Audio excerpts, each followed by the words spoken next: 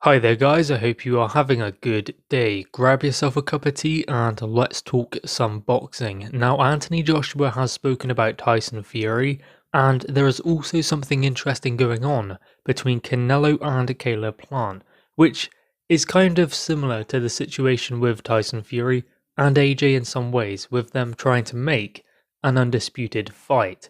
So what AJ said about Tyson Fury when asked by Gary Neville on the overlap, he said, "I'll smoke that guy, it's annoying." And he also said that he doesn't know if he respects him or anyone else really in his division that he wants to compete with. Now, I would imagine that Anthony Joshua does respect other fighters, but I'm thinking he's in that mode of he just wants to fight them. He just wants the biggest contests that he can get because he has been building to this moment for an extremely long time. He even alluded again to the fact that in 2008, when he was first putting on the boxing gloves, Fury, Wilder, the likes of those guys were already professional fighters, and he has been playing catch up, and now he believes he's ahead of them, and he wants to compete with those type of fighters, but still those type of fights seem to elude him. Now, something similar is going on in the super middleweight division. Not the same, but something similar.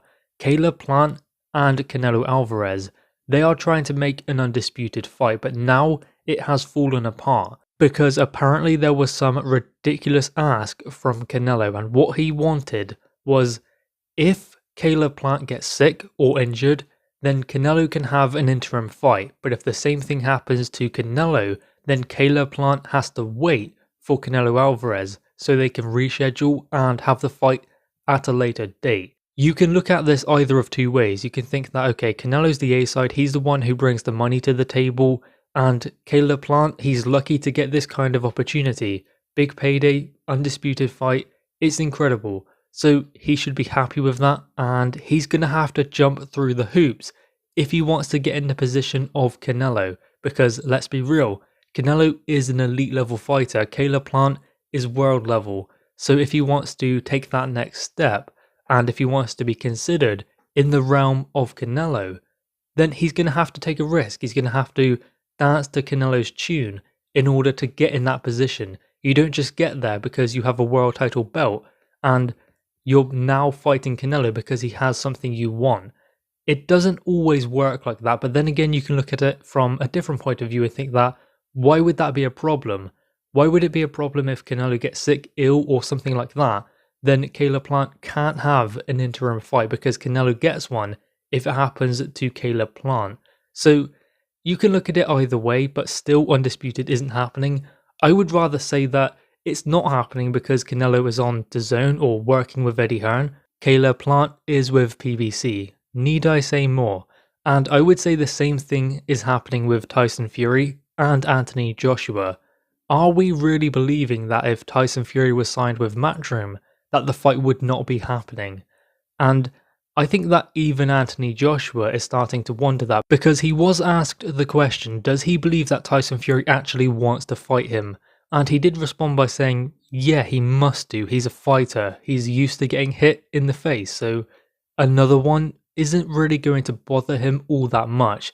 It is the same thing he's been doing for the past 10-20 years, so why would it be a problem, especially given the opportunity it presents for Tyson Fury? So AJ is believing that it's something behind the scenes that is causing a problem. He also said that he had everything on his end sorted. They had a mandatory, so they were mandated to fight Alexander Usyk, and Tyson Fury had a rematch clause, but it's a similar kind of thing. They both had obligations to fight someone else. Tyson Fury's team did not deal with the situation. Anthony Joshua's team did. They got the exception before they started moving forwards with trying to make the contest. But even if they couldn't get an exception, they were going to drop that WBO. They wanted to fight Tyson Fury. They said, in any case, they're going to fight Fury next. The only way it doesn't happen is if Fury cannot do it. And lo and behold, that is what happened.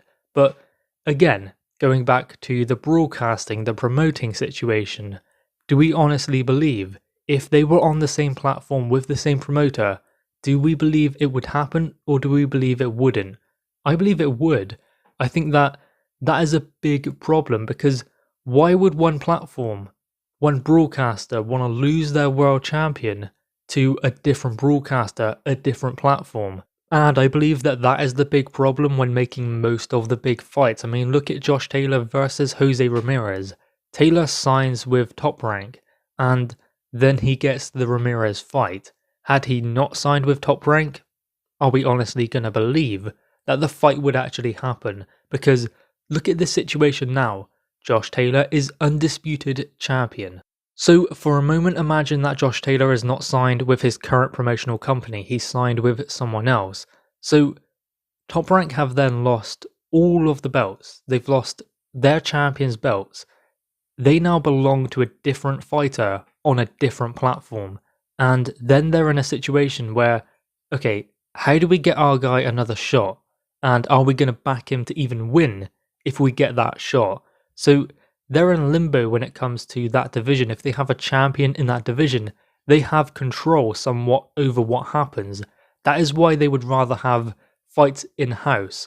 So these promotional companies would rather bring through a fighter on their side and let them build up to have a contest against their champion. So then even if their champion loses the belts are still on their platform and they have some kind of control over that weight class. They don't have to worry about not being involved in that weight category.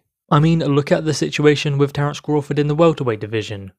Who has he fought? Amir Khan, Kell Brook, reasonable fights, but they are not the fights he has been waiting for. He's wanted Errol Spence, fighters like that, but he is isolated because there are very few fighters who he can get in the ring with. It is only because it has been ordered that he gets an opportunity to fight someone like Sean Porter, which is a great fight, and I'm happy that Terence Crawford finally has that trademark fight to look forward to in his weight class in the welterweight division, because he's had it at lower weight classes. Now this is the big one for him in the welterweight category, so that's great. But again, if it wasn't ordered, do we honestly believe that that fight was a possibility? I'm gonna say no. Going back to Tyson Fury, I know he's fighting someone on a different platform, but he's beat him twice. Once, but twice if you want to count the first one, which I would rather count because, let's be real, we all know what happened in that first fight.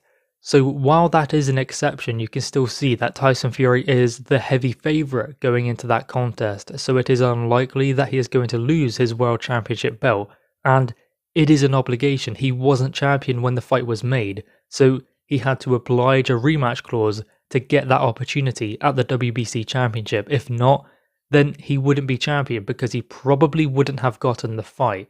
Interestingly enough, there was actually a rematch clause for Fury to activate, so if Fury had lost, he could have got back in with Deontay Wilder despite not holding a World Heavyweight Championship.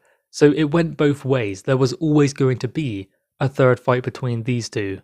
Meaning after all of the lengthy negotiations for AJ and his team to try and secure Undisputed, to get everything done, with all of what is going on in the world at the moment, they still secured the fight. Everything was there, it was ready to go, but then it was thwarted in the last minute.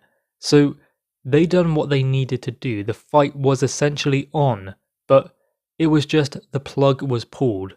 And AJ is questioning their intentions towards this Undisputed fight, because they should have let him know that this could be a problem. They should have made them aware that the third fight could still happen, and that could be a situation that causes Undisputed to be put on the back burner. Now Eddie Hearn is trying to talk about a fight that could happen in February 2022, but he also said that he's not willing to waste his time again because he wasted 6 months trying to make this one. So at the moment, the important thing for Anthony Joshua is Alexander Usyk. For Tyson Fury, Deontay Wilder. Once they get that sorted, they'll go back and try and make the fight again. But it is going to be difficult to actually get this fight over the line. Anyway, guys, what are your thoughts on this? Make sure you leave your thoughts in the comments below. Also leave a like and grab that subscribe button. Thanks, guys.